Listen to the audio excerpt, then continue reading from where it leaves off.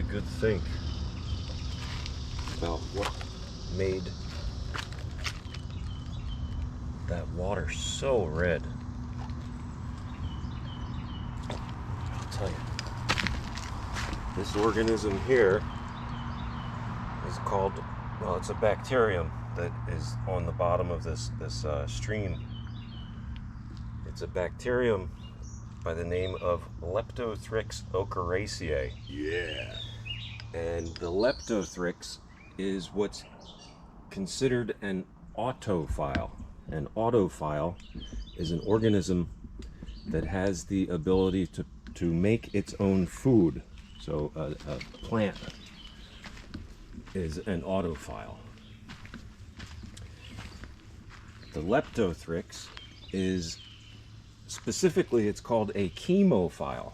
So a plant takes sunlight and turns it into food. The chemophile takes an inorganic compound, and in this case it is dissolved iron. It takes iron from the water, the Pine Barrens water, and somehow digests it. It is JFM. It's magic.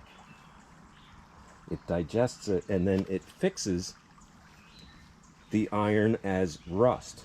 So over eons of time, these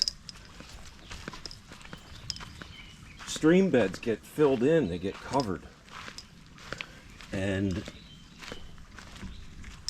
they get sent down underground.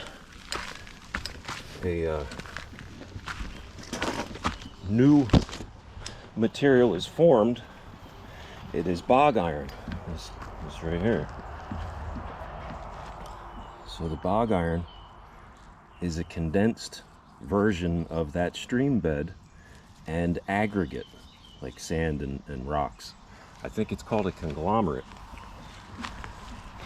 So what winds up happening, I think, is that the wow,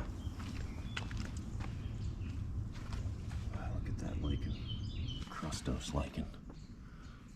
Wow. Ceridium or Isidia is what that powdery stuff is. Where was I? Wow, that is stunning, huh?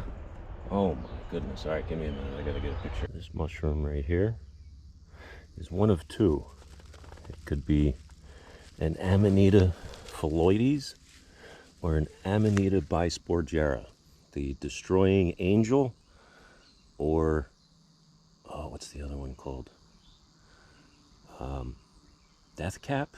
It is the most toxic mushroom in North America. More people die from misidentifying this and consuming it than I think any other mushroom in North America.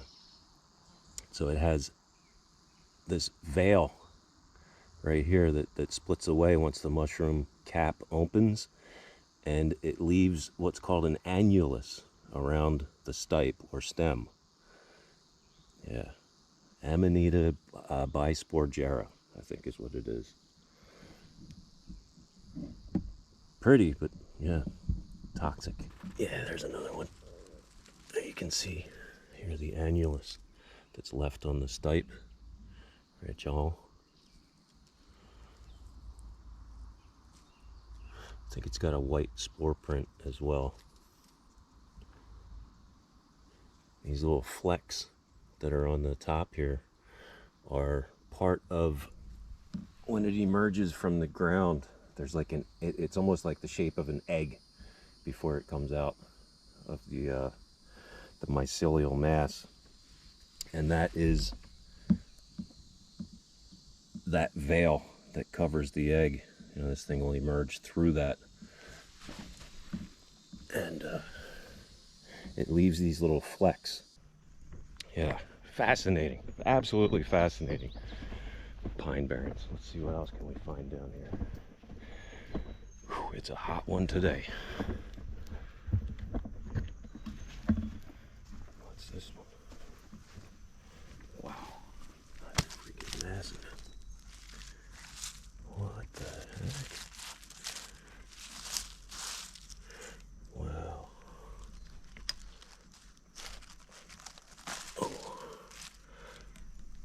Bam. It's a guild mushroom. And we'll put that one up for the hive mind and get a picture of it. Oh, look at here. There's another bolete. This is an old one. A lot of insect damage. Yeah, last fall we had kind of a drought through the fall, and these things never came up. So normally they don't come up until the fall. It's midsummer now, and they are flushing big time. So I'm pretty sure this oil slick looking stuff is a result of the Leptothrix ochraceae. Yeah. It's not pollution. Leptothrix has the ability to digest also inorganic hydrocarbons or inorganic oil. And I think that's the result of some of that biological activity, the oil that's there. Let's go check out these bugs skittering across the surface here.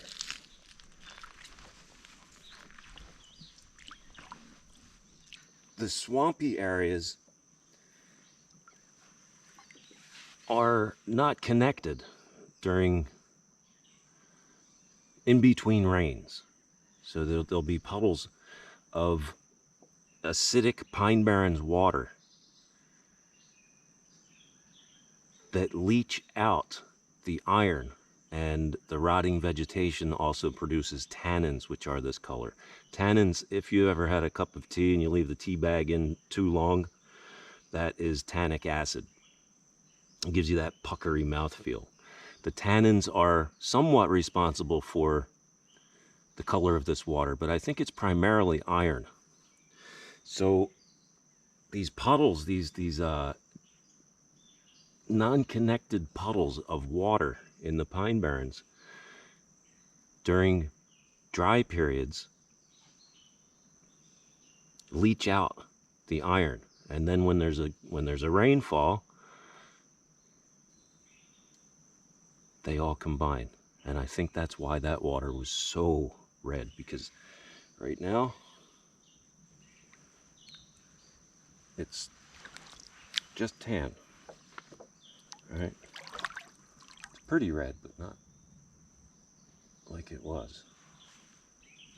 Oh, this place is so beautiful. Wow.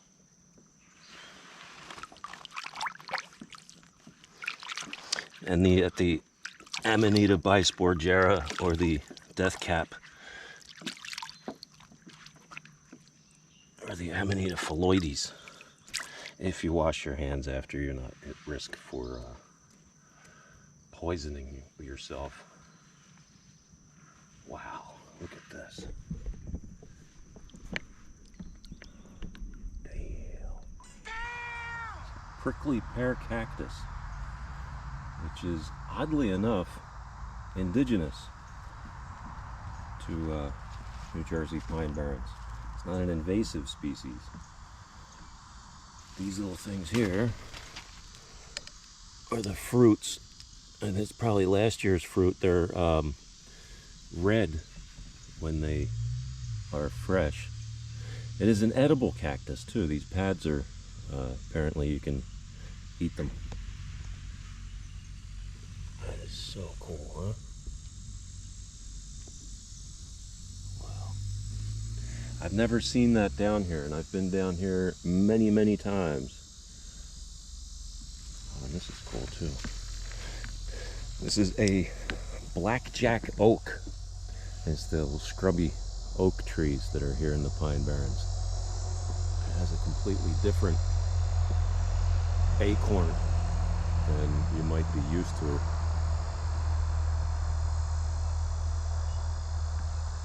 Wow, look at that set up there. I'm in bare feet here. That's impressive, huh?